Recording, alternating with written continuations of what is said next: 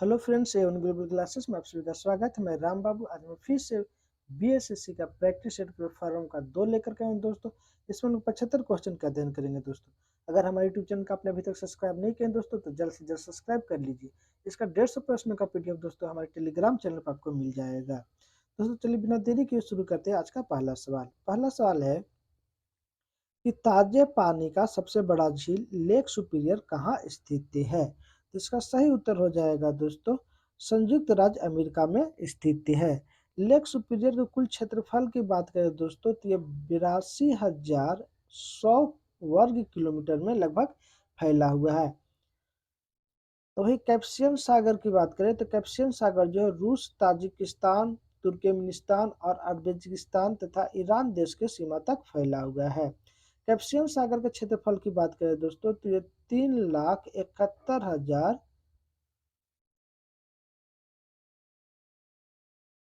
वर्ग किलोमीटर में फैला हुआ है दोस्तों। लेकिन कैस्पियन सागर जो एक खारे पानी का सबसे बड़ा झील है।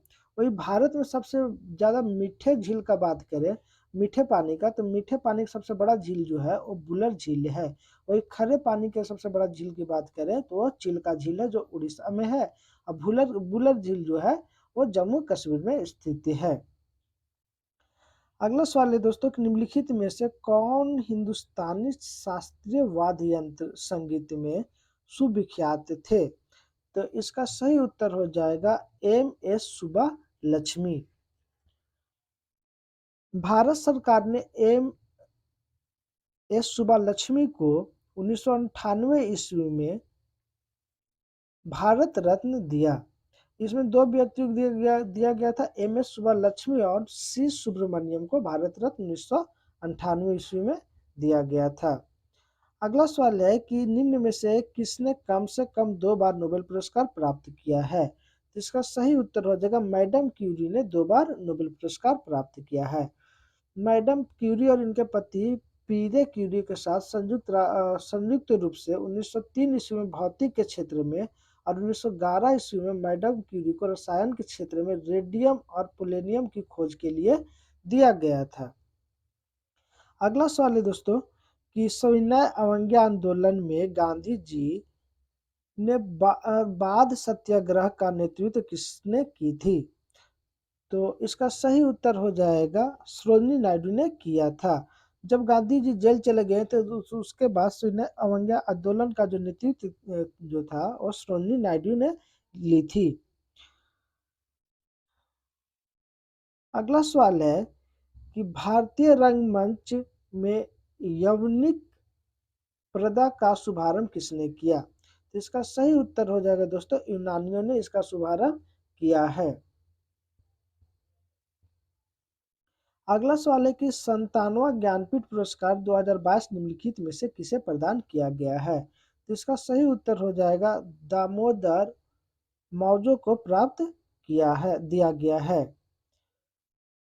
अगला सवाल है कि भारतीय संविधान में संसद के दोनों सदनों की संयुक्त बैठक का प्रावधान किस देश के संविधान से प्रेरित है। तो इसका सही उत्तर हो जाएगा दोस्तों, ऑस्ट्रेलिया के संविधान से प्रेरित है। दोस्तों ऑस्ट्रेलिया के संविधान से समवर्ती सूची संयुक्त अधिवेशन लिया गया। वही रूस के संविधान से मौलिक कर्तव्य लिया गया। वही अमेरिका के संविधान से मूल अधिकार, संविधान की सर्वोच्चता, राष्ट्रपति पर महाभियोग और वित्तीय आपात का लिया गया है। वही ब्रिटेन के संविधान से भारत के संविधान में विधि शासन और एकल नागरिकता को लिया गया है। अगला सवाल है दोस्तों कि भारत में उगाई जाने वाली अधिकतर कॉफी की किस्म है। तो इसका सही उत्तर हो जाएगा अमेरिका किस्म सबसे ज्यादा है। भारत में कॉफी सबसे ज्यादा कर्नाटक में होता है। वही चाय की बात करें तो चाय सबसे ज्यादा दार्जिलिंग पश्चिम बंगाल में उत्पन्न होता है। वही विश्व में कॉफी सबसे ज्यादा जो है दोस्तों वो ब्राजील में पाया जाता है। कॉफी एक गर्म पेय पदार्थ होता है। अगला सवाल है कि किस योजना के अंतर्गत सरकार ने वह कृषि नीतियां बनवाई जिसने हरित क्रांति को जन्म दिया। इसका सही उत्तर हो जाएगा तृतीय पंचवर्षीय योजना के तहत यह बनाई गई थी। और तृतीय पंचवर्षीय योजना जो दोस्तों 1961 से लेकर के 1966 तक चली थी। अगला सवाल है कि अवमूलन का प्रमुख लक्षण होता है। तो इसका सही उत्तर हो जाएगा अवमूलन का प्रमुख लक्षण दोस्तों निर्यात को बढ़ावा देना अवमूलन का प्रमुख लक्ष्य होता है।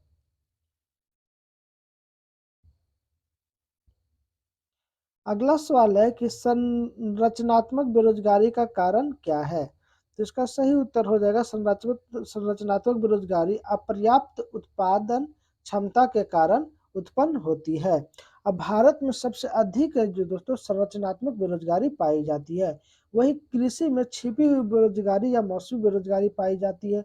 वही भारत में सबसे अधिक बेरोजगारी जो है शहरी क्षेत्र में शिक्षित बेरोजगारी है।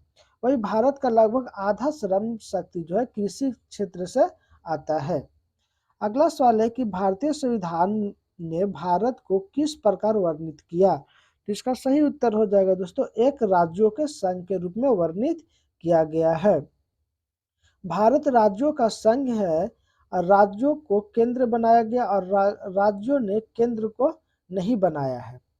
दोस्तों भारत संविधान का प्रथम भाग में और अनुच्छेद 1 में भारत का एक राज्य क्षेत्र का वर्णन किया गया है। वही भाग 2 में 2 का अनुच्छेद 5 से 11 तक नागरिकता से संबंधित है। वही भारत में एकल या एकहरी नागरिकता जो ब्रिटेन से लिया गया है, भारत में भी एकल नागरिकता का प्रावधान किया है। अगला सवाल है दोस्तों कि लोकसभा द्वारा पारित धन विधेयक राज्यसभा द्वारा भी पारित मान लिया जाता है यदि उच्च सदन उस पर किस समय सीमा में कार्य संपन्न न कर दे। तो इसका सही उत्तर हो जाएगा दोस्तों 14 दिन तक। धन विधेयक सर्वप्रथम लोकसभा में जाता है, उसके बाद धन विधेयक राष्ट्रपति के पूर्व स्वीकृति में से लाया जाता है और उसके बाद धन विधेयक को अंतिम रूप से स्वीकार अपनी हस्ताक्षर से प्रमाणित करता है और यह धन विधेयक बन जाता है। धन विधेयक पर राज्यसभा का सुझाव या सुधार को मानना या नहीं मानना लोकसभा में के मर्जी पर है। अगला सवाल है कि सरदार वल्लभ भाई पटेल ने की तुलना निम्नलिखित में से किससे की जाती है। तो इसका सही उत्तर हो जाएगा बिस्मार्क से की जाती है। सरदार वल्लभ भाई पटेल ने भारत का एकीकरण किया था, वही देशी राज्यों का विलय पत्र पर हस्ताक्षर कराने के महत्वपूर्ण भूमिका भी इन्होंने निभाई थी। वही भारत का सरदार पटेल को भारत का लौह पुरुष भी कहा जाता है और भारत का प्रथम गृह मंत्री और उप प्रधानमंत्री सरदार वल्लभ भाई पटेल रहे थे।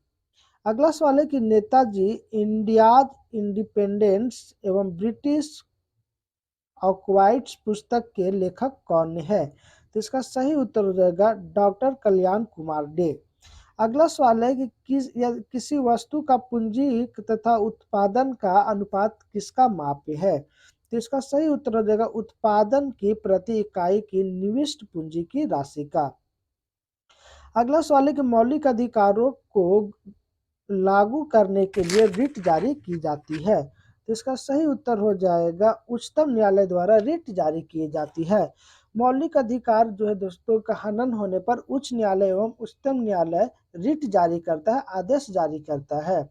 उच्च न्यायालय जो है मौलिक अधिकार के साथ अन्य प्रयोजन के लिए अनुच्छेद 226 के अधीन 5 प्रकार का रिट जारी कर सकता है। वही उच्चतम न्यायालय जो है अनुच्छेद 32 के तहत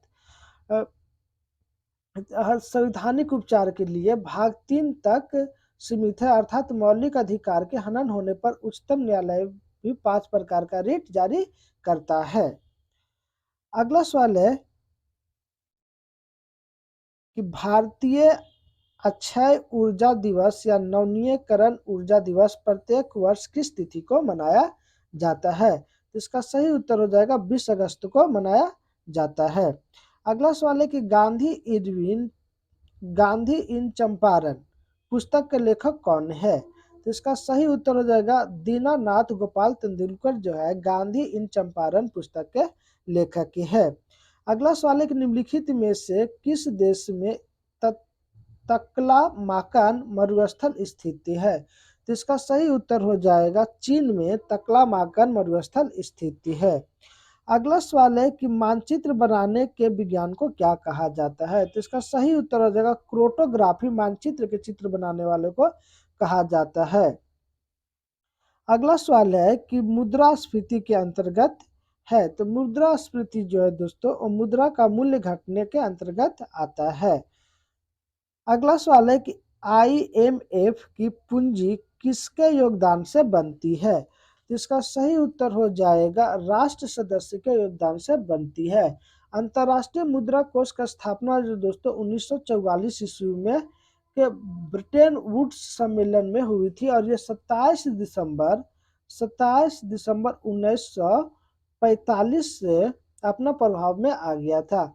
इसमें भी कुल देशों की संख्या बात करें दोस्तों तो 190 देश आईएमएफ में शामिल है। अंतर्राष्ट्रीय मुद्रा कोष का नवीनतम सदस्य जो है दोस्तों वो अंडोरा है। अंडोरा जो है नया सदस्य बना अंतर्राष्ट्रीय मुद्रास्फीति का आईएमएफ का। वही आईएमएफ विश्व बैंक के सहयोगी संस्थान है। वही भारत विश्व बैंक का सदस्य देश भी है। वही आईएमएफ का मुख्यालय की बात करें तो वाशिंगटन डीसी में स्थित है। वर्तमान में इसका प्रबंधन निदेशक जो है वो क्रिस्टलिना जॉर्जीवा है। अगला सवाल है कि राष्ट्रीय कृषि अनुसंधान प्रबंधन अकादमी कहाँ स्थित है? तो इसका सही उत्तर हो जाएगा हैदराबाद में स्थित है। और जिसके स्थापना की बात करें तो 1976 ईस्वी में इसकी स्थापना की गई थी। राष्ट्रीय ग्रामीण विकास संस्थान हैदराबाद में स्थित है। वही कृषि विभाग की स्थापना जो दोस्तों 1872 ईस्वी में लॉर्ड मायो के समय में हुआ था। भारत में कृषि अनुसंधान संस्थान जो है कहाँ स्थित है दोस्तों? तो ये नई दिल्ली में स्थित है। अगला सवाल है कि भारत में निम्नलिखित में से किस प्रकार की बिजली का उत्पादन सर्वाधिक होता है? तो इसका सही उत्तर हो जाएगा तापीय बिजली का सर्वाधिक उपयोग होता है। अगला सवाल है कि जब स्वतंत्रता की माउंटबेटन योजना स्वीकार की गई उस समय भारतीय राष्ट्रीय कांग्रेस के अध्यक्ष कौन थे? तो इसका सही उत्तर हो जाएगा आचार्य जेबी कृपलानी थे। और जो जब भारत स्वतंत्र हुआ था उस समय की बात करें तो ब्रिटेन का प्रधानमंत्री कौन था? तो ब्रिटेन का प्रधानमंत्री क्लाइमेट एटिल था। वही 1948 में कांग्रेस का अध्यक्ष कौन था? तो पट्टाभी सीतारमैया थे। अगला सवाल है कि लोकसभा का चुनाव लड़ने के लिए प्रत्याशी का न्यूनतम आयु कितनी होनी चाहिए? तो इसका सही उत्तर हो जाएगा 25 वर्ष होनी चाहिए। वही ग्राम पंचायत में उम्मीदवार लड़ने के लिए ग्राम पंचायत के लिए 21 वर्ष और राज्यसभा या विधान परिषद के चुनाव लड़ने के लिए 30 वर्ष होनी चाहिए। राष्ट्रपति, राज्यपाल या उपराष्ट्रपति के लिए 35 वर्ष होनी चाहिए कम से कम उम्र। विधानसभा के लिए भी 25 वर्ष उम्र आवश्यक है। अगला सवाल है कि यह विचार किसने विकसित किया था कि साधन ही उद्देश्यों का औचित्य बनाते हैं? तो इसका सही उत्तर हो जाएगा महात्मा गांधी ने साधन ही उद्देश्यों का उचित बनाता ये विकसित किए थे। अगला सवाल है कि किसने कहा था कि स्वाद का वास्तविक स्थान जिह्वा नहीं बल्कि मन है? तो इसका सही उत्तर हो जाएगा महात्मा गांधी ने ही कहा था। अगला सवाल है कि भारतीय संविधान के उद्देशिका में परिवर्तन किस संशोधन अधिनियम से किया गया? तो इसका सही उत्तर हो जाएगा 42वां संविधान संशोधन अधिनियम 1976 के तहत किया गया। अगला सवाल है कि संसद के किसी भी सदन के दो सत्रों के बीच का अंतराल किससे अधिक नहीं होनी चाहिए? तो इसका सही उत्तर हो जाएगा 6 महीने से अधिक नहीं होनी चाहिए। अगला सवाल है कि एलोरा में गुफाएं और शैलकृति मंदिर है। तो इसका सही उत्तर हो जाएगा हिंदू, बौद्ध और जैन तीनों का यहाँ मंदिर स्थित है। एलोरा का कैलाश मंदिर का निर्माण जो है राष्ट्रकूट शासकों द्वारा कृष्ण प्रथम द्वारा कराया गया था। वही कांची के कैलाश मंदिर का निर्माण नरसिंह वर्मन द्वितीय ने कराया था। वही एलिफेंटा गुफा की बात करें तो राष्ट्रकूट शासकों ने बनाया था। वही एलिफेंटा गुफा की त्रिमूर्ति प्रसिद्ध है। महाराष्ट्र में औरंगाबाद से लगभग 25 किलोमीटर दूरी पश्चिम में एक स्थित एलोरा शैलकृत गुफा मंदिर के लिए प्रसिद्ध है। अगला सवाल है कि अकबर के दरबार में प्रसिद्ध संगीतकार तानसेन का मूल नाम था। तो इसका सही उत्तर हो जाएगा रामतनु पांडे तानसेन का मूल नाम था। अगला सवाल है कि किस अधिनियम की महत्वपूर्ण विशेषता प्रांतीय स्वायत्तता थी। तो इसका सही उत्तर हो जाएगा 1935 अधिनियम का। अगला सवाल है कि महाबलीपुरम के 7 पैगोडा किसके द्वारा संरक्षित कला के साक्षी है। तो इसका सही उत्तर हो जाएगा पल्लवों का एक साक्षी है। अगला सवाल है कि 1857 के विद्रोह के दौरान भारत का गवर्नर जनरल कौन था। तो इसका सही उत्तर हो जाएगा लॉर्ड कैनिंग 1857 के विरोध के दौरान गवर्नर जनरल थे। लॉर्ड कैनिंग भारत के प्रथम वायसराय भी थे और प्रथम भारतीय परिषद एक्ट 1861 में लॉर्ड कैनिंग के समय में हुआ था। वही बाबू वीर कुंवर सिंह आरा जगदीशपुर के रहने वाले थे, जो बिहार के प्रथम स्वतंत्रता सेनानी थे। अगला सवाल है कि महात्मा बुद्ध किस वंश से संबंधित थे। तो इसका सही उत्तर हो जाएगा महात्मा बुद्ध शाक्य वंश से संबंधित थे। महात्मा बुद्ध से जुड़े कुछ घटना और चिन्ह एवं प्रतीक के बारे में आपको बता दें दोस्तों। 5 चिन्ह एवं प्रतीक है, जैसे जन्म का जो चिन्ह या प्रतीक है कमल व साढ़ का, गृह त्याग घोड़ा का, ज्ञान पीपल का, निवारण पद चिन्ह का और मृत्यु स्तूप का प्रतीक या चिन्ह है गौतम बुद्ध का। अगला सवाल है कि निम्नलिखित में से किसको सूर्य की ऊर्ध्वाधर किरणें कभी भी नहीं मिलेगी। इसका सही उत्तर हो जाएगा श्रीनगर को सूर्य की ऊर्ध्वाधर किरणें कभी प्राप्त नहीं होगी। अगला सवाल है कि भारत की जनसंख्या के ऋणात्मक वृद्धि दर किस दशक में दर्ज की गई थी। तो इसका सही उत्तर हो जाएगा 1911 से 1921 ईस्वी के बीच में ऋणात्मक जनसंख्या दर्ज की गई थी। भारत में पहली जनगणना की बात करें तो पहली जनगणना 1872 ईस्वी में लॉर्ड मेयो के समय में हुआ था। वही नियमित जनगणना जो है 1881 ईस्वी से लॉर्ड रिपन के समय में हुआ था। भारत के सबसे अधिक आबादी वाला देश, भारत से सबसे ज्यादा अधिक आबादी वाला देश की बात किया जाए तो चीन है।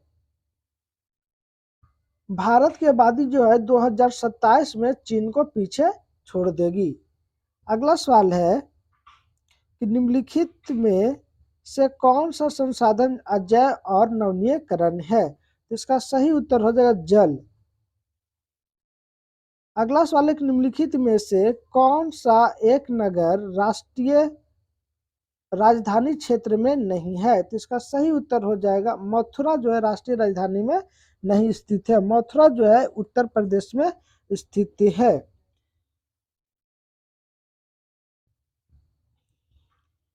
अगला सवाल है कि भारत की किस नदी को वृद्ध गंगा कहा जाता है। तो इसका सही उत्तर हो जाएगा गोदावरी को भारत के वृद्ध गंगा कहा जाता है। इसे दक्षिण की गंगा कावेरी नदी को कहा जाता है, वृद्ध गंगा गोदावरी को कहा जाता है। वही श्रीरंगपट्टनम जो है कावेरी नदी पर अवस्थित है।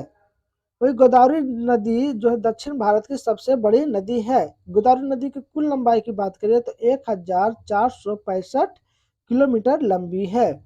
यह भारत की सबसे बड़ी लंबी नदी की बात करें तो गंगा नदी है। गंगा नदी की कुल लंबाई की बात करें तो यह 2500 किलोमीटर है और गंगा भारत के सबसे लंबी नदी है, भारत में बहने वाली सबसे लंबी नदी है। अगला सवाल है कि तंजानिया की राजधानी है। तो इसका सही उत्तर हो जाएगी तंजानिया की राजधानी जो है डोडोमा है। अगला सवाल है कि अंडमान निकोबार द्वीप समूह निम्नलिखित में से किसके द्वारा एक दूसरे से अलग किए गए हैं। तो इसका सही उत्तर हो जाएगा 10 डिग्री चैनल से अलग किया गया है।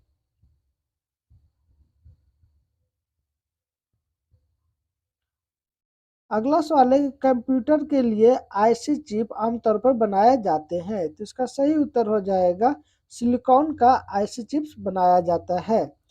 अगला सवाल है कि आतंकवाद से पीड़ित अंतर्राष्ट्रीय दिवस हर साल किस तिथि को मनाया जाता है, तो इसका सही उत्तर हो जाएगा 21 अगस्त को अंतर्राष्ट्रीय से पीड़ित दिवस मनाया जाता है। आतंकवाद से पीड़ित दिवस मनाया जाता है 21 अगस्त को। अगला सवाल है कि 22 मार्च 2022 में जमशेदपुर में आयोजित सैफ अंडर 18 महिला फुटबॉल चैंपियनशिप किसने जीता, तो इसका सही उत्तर हो जाएगा भारत ने जीता है। अगला सवाल है कि मार्च 2022 में किसे एबेल पुरस्कार 2022 किसे दिए जाने की घोषणा की गई है, तो इसका सही उत्तर हो जाएगा डेनिस पार्नेल सुलीवन को घोषणा किया गया है। अगला सवाल है कि पंचायती राज सम्मिलित किया गया है, तो इसका सही उत्तर हो जाएगा पंचायती राज जो है वो राज्य सूची में सम्मिलित किया गया है। पंचायतों का संविधान की 7वीं अनुसूची में राज्य सूची के प्रविष्ट 5 विषय है। वही बात करें तो भारत में त्रिस्तरीय पंचायती राज व्यवस्था की सिफारिश जो है वो बलवंत राय मेहता समिति द्वारा 1957 ईस्वी में की गई थी। और वही 73वें संवैधानिक संशोधन 1992 के द्वारा संविधान के भाग 9 में एवं 11वीं अनुसूची जोड़कर पंचायती राज संस्थानों को संवैधानिक प्रस्ताव स्तर प्रदान किया गया। वही 73वां संविधान संशोधन अधिनियम 1992 को 24 अप्रैल 1993 से इसे लागू कर दिया गया पंचायती राज व्यवस्था को। और सबसे पहले जो पंचायती राज व्यवस्था है वो राजस्थान के नौगढ़ जिला में हुआ था। अगला सवाल है कि पृथ्वी के वायुमंडल में कौन सी परत रेडियो तरंग को पृथ्वी के पृथक पृष्ठ पर परिवर्तित करती है, तो इसका सही उत्तर हो जाएगा आयन मंडल। पृथ्वी के 5 मंडल है। सबसे निचली क्षोभ मंडल जिसे ट्रोपोस्फेयर बोलते हैं जो 12 किलोमीटर तक पाया जाता है। उसके बाद स्ट्रेटोस्फेयर जो 50 किलोमीटर होता है। उसके बाद मेसोस्फेयर 85 किलोमीटर तक 85 किलोमीटर तक ऊंचाई तक होता है। उसके बाद थर्मोस्फेयर जो 690 किलोमीटर ऊंचाई तक रहता है। और उसके बाद एक्सोस्फेयर जो 10,000 किलोमीटर के तक पृथ्वी से ऊंचाई पर स्थित होता है। अगला सवाल है कि निम्नलिखित में से कौन सा युग्म सही सुमेलित नहीं है, तो इसका सही उत्तर हो जाएगा पीवीसी जो है थर्मिस्टिंग के लिए नहीं है। पीवीसी जो है वो थर्मोप्लास्टिक के लिए होता है। अगला सवाल है पेट्रोल से लगी आग बुझाने के लिए जल प्रभावी नहीं होता है क्योंकि, तो इसका सही उत्तर हो जाएगा जल और पेट्रोल एक दूसरे में अमिश्रणीय है और पेट्रोल ऊपरी परत बनाता है अतः जल में यह जलता रहता है। अगला सवाल है कि गैसों के गुब्बारों में हाइड्रोजन गैस की जगह हीलियम गैस का प्रयोग किया जाता है क्योंकि यह, तो इसका सही उत्तर हो जाएगा यह अदाह होता है। नहीं जलता है इसलिए इसे इसका प्रयोग किया जाता है। हाइड्रोजन गैस जल जाता है इसलिए हाइड्रोजन गैस का प्रयोग नहीं करते हैं। हाइड्रोजन की जगह पे हीलियम गैस का प्रयोग किया जाता है। हाइड्रोजन गैस है जो सबसे हल्की गैस होता है। अगला है फलों को कृत्रिम रूप से पकाने के लिए प्रयुक्त गैस है, तो इसका सही उत्तर हो जाएगा एसिटिलीन जो है कृत्रिम रूप से पकाने के लिए फलों को पकाने के लिए प्रयोग किया जाता है। अगला सवाल है कि माणिक्य या रूबी और नीलम किसके ऑक्साइड है, तो इसका सही उत्तर हो जाएगा एल्यूमिनियम का यह एक ऑक्साइड है। अगला सवाल है कि एक फोटो सेल में प्रकाश ऊर्जा को परिवर्तित किया जाता है, तो इसका सही उत्तर हो जाएगा विद्युत ऊर्जा में परिवर्तित किया जाता है। अगला सवाल है कि किनलिका मानव शरीर के किस भाग में स्थित होता है। किनलिका जो है मानव शरीर के कान में पाया जाता है। अगला सवाल है कि यदि मनुष्य की एक ही आंख होती तो क्या होता, तो इसका सही उत्तर हो जाएगा वह दृश्य क्षेत्र कम हो जाता और त्रिविमीय प्रतिबिंब दिखाई नहीं देता। अगला सवाल है कि रुधिर स्कंदन करने वाला विटामिन है, तो इसका सही उत्तर हो जाएगा विटामिन के जो है स्कंदन करने वाला एक विटामिन है। अगला सवाल है कि निम्नलिखित में से कौन सा सही मेल्य है, तो इसका सही उत्तर हो जाएगा हाइपोटेंशन जो है दिल का दौरा के लिए प्रयोग किया जाता है, तो यह सही है। अगला सवाल है कि अनियतापी प्राणियों के लिए निम्नलिखित में से कौन सा सही है, तो इसका सही उत्तर हो जाएगा उनके शरीर का तापमान वायुमंडल के अनुसार बदलता रहता है। अगला सवाल है कि एड्स वायरस का अनुवांशिक पदार्थ होता है, तो इसका सही उत्तर हो जाएगा एक सूची आरएनए का होता है। अगला सवाल है कि रडार के आविष्कार कौन किया था या किसने किया था, तो रडार का आविष्कार एएच टेलर एवं लियो सी यांग ने किया था। अगला सवाल है कि खाने का सोडा का रासायनिक नाम क्या है, तो इसका सही उत्तर हो जाएगा सोडियम बाइकार्बोनेट खाने का सोडा का नाम है। अगला सवाल है कि परमाणु पाइल का प्रयोग कहाँ होता है, तो इसका सही उत्तर हो जाएगा ताप नाप के संलयन के प्रचलन के लिए परमाणु पाइल का प्रयोग किया जाता है। अगला सवाल है कि सामान्य प्रयोग में आने वाला मसाला लौंग कहाँ से प्राप्त होता है, तो फूल की कली से प्राप्त होता है। अगला सवाल है कि जो पदार्थ जल के संपर्क में आने पर तत्काल कोलाइड विलयन बन जाता है उसे कहते हैं, तो इसका सही उत्तर हो जाएगा जल विरागी कोलाइडी कहते हैं। अगला सवाल है कि गामा किरणें क्या होती है, तो इसका सही उत्तर हो जाएगा गामा किरणें जो है रेडियो सक्रिय पदार्थ द्वारा उत्सर्जित ऊर्जा युक्त किरणें होती है। अगला सवाल है कि एक अणु ग्लूकोज के पूर्ण ऑक्सीकरण से प्राप्त होता है, तो इसका सही उत्तर हो जाएगा 38 अणु एनटीपी प्राप्त होता है। अगला सवाल है कि समुद्री खरपतवार निम्न में से किसका महत्वपूर्ण स्रोत है, तो इसका सही उत्तर हो जाएगा आयोडीन का महत्वपूर्ण स्रोत है। अगला सवाल है कि सामान्यतः 1 से 3 वर्ष के शिशुओं में प्रोटीन की कमी से निम्नलिखित में से कौन सा रोग होता है, तो इसका सही आंसर हो जाएगा क्वाशियोकर बीमारी होता है। अगला सवाल है कि जड़ों द्वारा अवशोषित जल शीर्ष तक पहुंचती है, तो इसका सही उत्तर हो जाएगा दारू द्वारा पहुंचती है। दारू को इंग्लिश में जाइलम बोलते हैं, ये जाइलम को द्वारा जो है जल पेड़ों के हर एक भाग तक पहुंचती है और फ्लोएम के द्वारा भोजन पहुंचती है। अगला सवाल है कि कोशिका के अध्ययन से संबंधित जैविक की शाखा को कहते हैं, तो इसका सही उत्तर हो जाएगा साइटोलॉजी कहा जाता है। अगला सवाल है कि कार्बन डाइऑक्साइड जल में घुलकर कौन सा अम्ल बनाता है, तो इसका सही उत्तर हो जाएगा H2CO3 बनाता है। डाइहाइड्रोकार्बोनेट बनाता है। धन्यवाद दोस्तों, हमारा वीडियो आप लोगों को ये कैसा लगा कमेंट करके जरूर बताएं। दोस्तों अगर हमारे यूट्यूब चैनल का आपने अभी तक सब्सक्राइब नहीं किया तो जल्द से जल्द सब्सक्राइब कर लीजिए। दोस्तों फिर से हम लोग मिलते हैं अगले वीडियो में, तब तक के लिए जय हिंद जय भारत।